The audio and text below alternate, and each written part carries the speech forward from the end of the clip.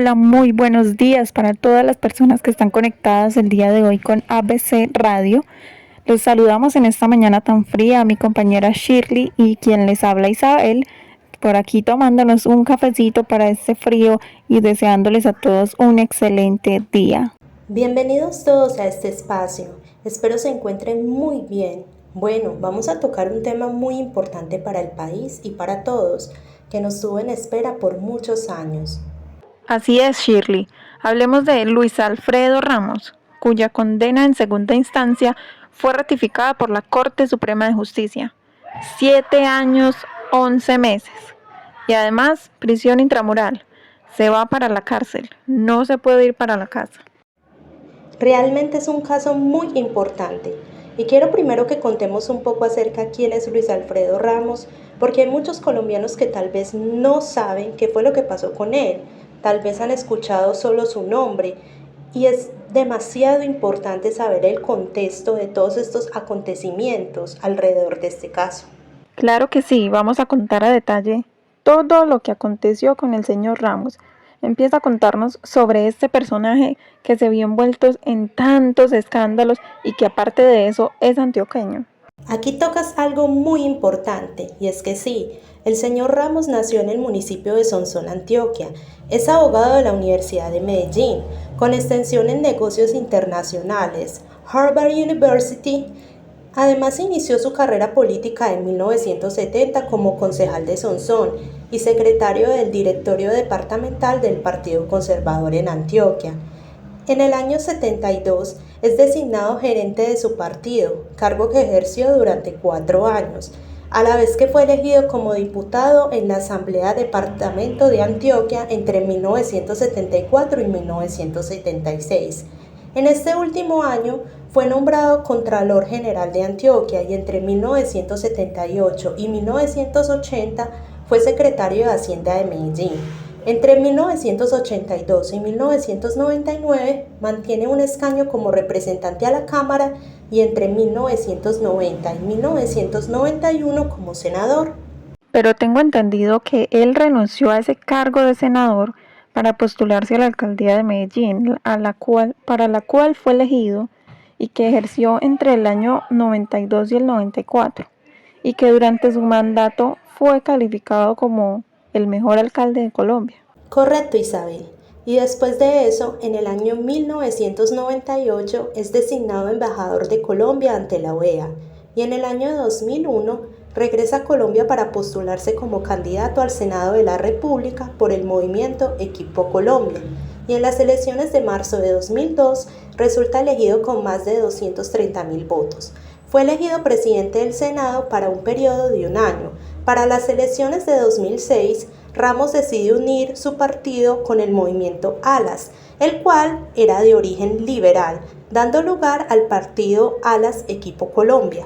Pero desde ahí ya todo estaba mal, porque los hechos que le fueron atribuidos en la concreción jurídica aparece una resolución acusatoria como constitutivos del delito de concierto para delinquir agravado, donde le imputan haber recibido él y su movimiento político aportes económicos y apoyos para las campañas que se realizaban en el año 2001 al 2007 por grupos de las autodefensas, así como también en los primeros meses del año 2005, cuando se desempeñaba como senador de la República, se reunió en la finca Avellanita del municipio de Bello con diversos jefes paramilitares a efecto de acompañar la aprobación de la Ley de Justicia y Paz que en ese momento se tramitaba en el Congreso. Hay algo aquí que tal vez se deben estar preguntando los oyentes, y es cómo se empezó esta investigación. Pues les cuento, el señor Juan Carlos Sierra Ramírez, alias Tuzo, es miembro de la SAUD, quien rindió el testimonio ante la Sala de Casación Penal de la Corte Suprema de Justicia dentro del asunto con el radicado 26625. Esta entrega información detallada acerca de cómo colaboró con la campaña de Ramos al Senado, lo que le permitió a Luis Alfredo en 2002 obtener la más alta votación con 238.000 sufragios. Sierra aseguró a los investigadores que la prueba de esos vínculos estaba en el resultado de las votaciones, porque los lugares donde Luis Alfredo se impuso de manera estruendosa corresponden precisamente a zonas controladas por los paramilitares, especialmente por el bloque Elmer Cárdenas, como ocurrió en algunos municipios del Urabá antioqueño. Y es que para nadie es un secreto que Luis Alfredo Ramos jugaba un papel fundamental en la política antioqueña, lo cual debemos decir por estos medios fue un duro golpe para el uribismo. Es cierto, Shirley. Ahora, queridos oyentes, quiero hablarles de una segunda versión de este caso tan complejo, lo dicho por don Berna. Él habla de una reunión en el año 2005 en la finca Avellanita, propiedad del condenado empresario Hugo Albeiro Quintero, a la que asistieron Luis Alfredo Ramos y varios jefes paramilitares como alias Ernesto Báez, Juan Bolívar y Alberto Guerrero.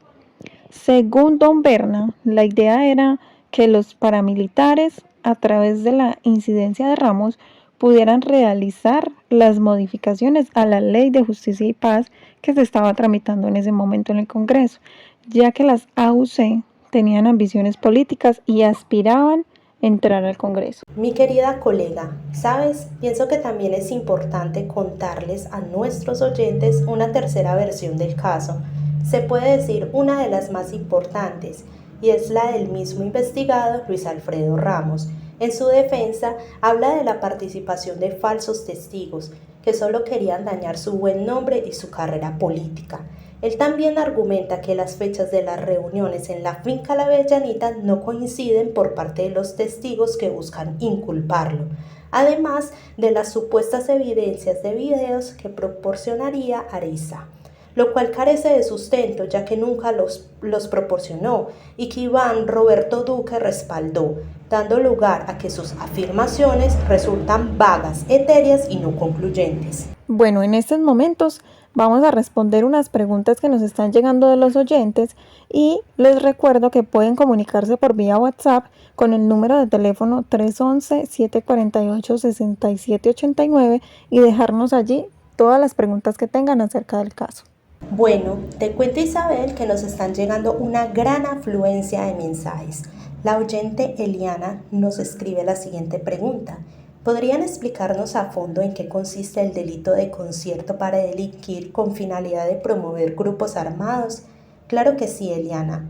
Se le denomina concierto para delinquir dentro del derecho penal colombiano a un acto delictivo realizado por un grupo de personas que buscan infringir la ley y atentar contra el bienestar de otra persona.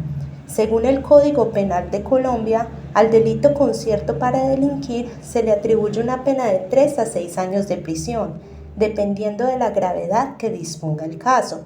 Pero cuando el concierto sea para cometer delitos de genocidio, desaparición forzada de personas, torturas, desplazamiento forzoso, homicidio, terrorismo, narcotráfico, secuestro extorsivo, extorsión o para organizar, promover, armar o financiar grupos al margen de la ley, la pena será de 6 a 12 años y una multa de 2.000 hasta 20.000 salarios mínimos mensuales legales vigentes. Nos llega otra pregunta por acá por parte de Cindy y nos dice, ¿qué tipo de sentencia es la del caso de Luis Alfredo Ramos? Esta es una sentencia penal. Ahora, Shirley, vamos a hablar por otra parte de este asunto tan mediático en nuestro país y es el acusado aceptó o no aceptó los cargos. Pues déjenme decirles que no. Este personaje se declaró totalmente inocente de los cargos a los que se le acusa. Y para que entiendan un poco mejor nuestros oyentes, vamos a reproducir un audio de Luis Alfredo Ramos hablando de su presunta inocencia. Soy inocente. He sido víctima de falsos testigos cuyas declaraciones han dado lugar a una decisión en primera instancia que me afecta a mí y a mi familia. Apelaré a la segunda instancia donde se establecerá mi inocencia. El magistrado ponente en primera instancia se declaró impedido para continuar con mi caso, manifestando su evidente animadversión y ausencia de imparcialidad, además de una afectación grave, actual y cierta del debido proceso, tal como lo señaló la Corte Constitucional. Pese a lo anterior, el magistrado continuó con el proceso. Como muy claramente lo manifestó el salvamento de voto presentado por uno de los 3 magistrados que hacen parte de la sala de decisión de primera instancia, comillas, el procesado debe ser absuelto bajo el entendido que en nuestro ordenamiento jurídico penal se sanciona a la persona por sus actos y no por ser quien es, cierra comillas. Se advierte en dicho salvamento el análisis riguroso que hace de todas y cada una de las pruebas. En este mismo sentido de absolución se pronunció durante el proceso la Procuraduría General de la Nación. Mi carrera política y mi vida profesional de 40 años al servicio del país no serán mancilladas por este arbitrario fallo, promovido por oscuros intereses políticos que fueron demostrados en el proceso. Continuaré dando la cara a la justicia, confiado en que se reconozca mi inocencia en la segunda instancia. Estuve injustamente privado de mi libertad por 3 años y 3 meses. Por mi esposa María Eugenia, por mis 2 hijos, mis 5 nietos. Seguiré dando esta batalla contra esta infamia hasta el último día de mi vida.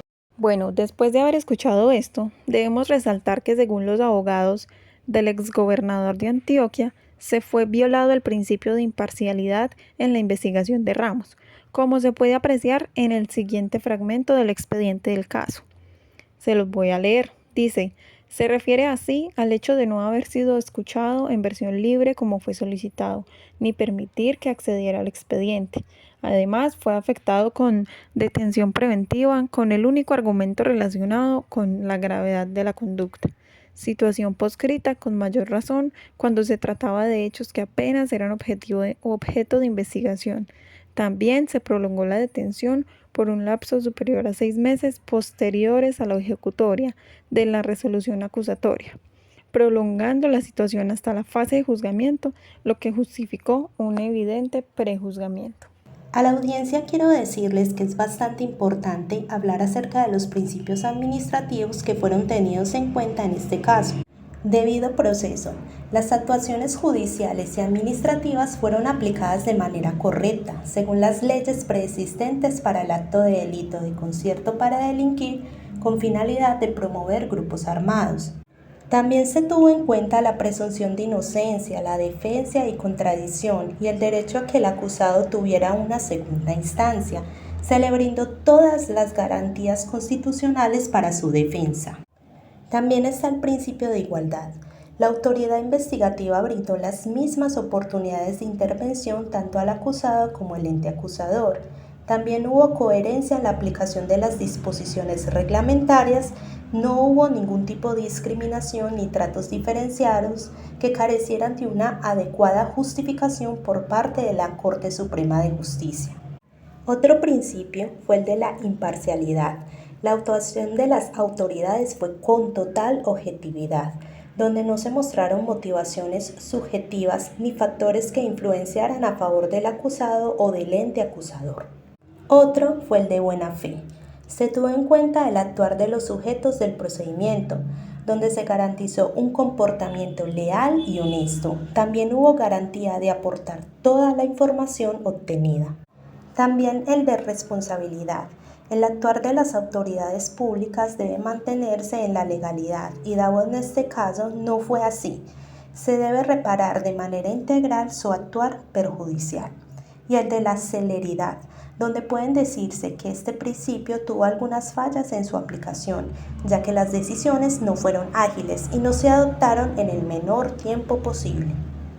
Lo que acabas de aportar es muy importante para poder entender esos principios administrativos fundamentales que fueron aplicados en este caso. Ahora les hablaré acerca del desenlace del caso y la decisión final por parte de la Corte Suprema de Justicia. Por otro lado, la sentencia desvirtuó los argumentos de la defensa del exgobernador sobre la acción de supuestos falsos testigos, puesto que no faltaron a la verdad, teniendo en cuenta que coinciden en el fundamento en los señalamientos contra Ramos Botero, por sus coaliciones con las organizaciones al margen de la ley, grupos de los que hicieron parte los testigos, con el fin de promocionarlas y que éste se viera beneficiado para obtener fines electorales. Ahora les voy a contar a los oyentes acerca de la segunda instancia de este controversial caso. Bogotá, D.C. El día miércoles 20 de abril de 2022, la Corte Suprema de Justicia dejó en firme la condena de 96 meses de prisión contra el excongresista y exgobernador de Antioquia, Luis Alfredo Ramos Botero. En segunda instancia, la Sala de Casación Penal del Máximo Tribunal de la Jurisdicción Ordinaria confirmó que Ramos Botero es responsable de haberse aliado con grupos de autodefensa para que indicieran a favor de sus campañas al Senado de la República en los años 2002 a 2006 y la gobernación de Antioquia en los años 2008 a 2011. En la primera instancia, Bogotá, el día viernes 1 de octubre del 2021, después de ser declarado responsable del delito de concierto para delinquir con la finalidad de promover grupos armados ilegales, la Sala Especial de Primera Instancia de la Corte Suprema de Justicia condenó al ex senador y ex gobernador de Antioquia, Luis Alfredo Ramos Botero, a las penas de 7 años y 11 meses de prisión efectiva en centro carcelario, una multa de 7.749,65 salarios mínimos e inhabilidad vitalicia para ocupar los cargos públicos, como está descrito en el artículo 122 del Código Penal. Para la Sala de Valoración Conjunta de los medios de prueba efectuada evidencia sin lugar a dudas los acuerdos a los que llegó con comandantes de grupos de las autodefensas para recibir apoyo económico y en votos en las campañas que adelantó aspirando al Senado de la República y a la gobernación del departamento de Antioquia, a cambio de promover durante el ejercicio de las funciones una vez elegido, como realmente ocurrió cuando se desempeñó como senador, hechos que tuvieron ejecución entre el 2001 y el 2007, determinó la sentencia. La decisión mayoritaria, con registro de un salvamento de voto, concluyó que el ex senador Ramos Botero no fue instrumento utilizado por otras personas para la obtención de los fines que tanto él como las organizaciones paramilitares perseguían. Fueron actos planeados que se gestaron a través de las distintas reuniones consolidadas durante varios años a partir del 2001, conforme lo dieron a conocer los testigos del cargo analizados. Por otro lado, la sentencia desvirtuó los argumentos de la defensa del exgobernador sobre la acción de supuestos falsos testigos, puesto que no faltaron a la verdad, teniendo en cuenta que coinciden en el fundamento en los señalamientos contra Ramos Botero, por sus coaliciones con las organizaciones al margen de la ley, grupos de los que hicieron parte los testigos, con el fin de promocionarlas y que éste se viera beneficiado para obtener fines electorales. Ahora les voy a contar a los oyentes acerca de la segunda instancia de este controversial caso. Bogotá, D.C. El día miércoles 20 de abril de 2022, la Corte Suprema de Justicia dejó en firme la condena de 96 meses de prisión contra el excongresista y exgobernador de Antioquia, Luis Alfredo Ramos Botero. En segunda instancia, la Sala de Casación Penal del Máximo Tribunal de la Jurisdicción Ordinaria confirmó que Ramos Botero es responsable de haberse aliado con grupos de autodefensa para que indicieran a favor de sus campañas al Senado de la República en los años 2002 a 2006 y la gobernación de Antioquia en los años 2008 a 2011. Para la Corte quedó probado que Ramos Botero se reunió con miembros de una asociación delictiva paramilitar, no solo para promover su existencia, sino para aprovecharse de los apoyos que le podían servir a sus aspiraciones electorales al Senado de la República y la gobernación de Antioquia. Quedó al descubierto las diversas reuniones y apoyos económicos electorales de que ha dado cuenta profusa, prueba destacada y que culminaron en la finca Avellanita, con el pretexto de incidir en el trámite de una ley que indudablemente iría a favorecer al grupo armado, al darle la posibilidad de obtener un estatus político. Voy a contarles algo muy corto para terminar, y es que el señor Ramos impuso una tutela para que hubiera nulidad de su condena, pero la Sala Civil de la Corte Suprema de Justicia rechazó esa tutela presentada por él, en la que reclamaba la protección de sus derechos fundamentales porque considera que se le vulneraron durante todo el juicio que se adelantó por parapolítica. Sin embargo, el tribunal se mantuvo firme en su condena de 95 meses de cárcel por concierto para delinquir agravado. Pues bueno, mi querida colega y queridos oyentes, solo nos queda esperar cuáles serán los próximos rumbos que tome este caso. Así es, Shirley. A nuestros oyentes, muchas gracias por permanecer en sintonía con ABC Radio y a ti también por esta gran compañía el día de hoy. Hasta luego, cuídense mucho, que tengan un excelente día. Bueno, es hora de despedirnos. Muchas gracias por regalarnos un poco de su tiempo. Sigan en sintonía para el boletín de noticias mañaneras. Feliz día para todos y recuerden siempre estar informados con ABC Radio. Adiós.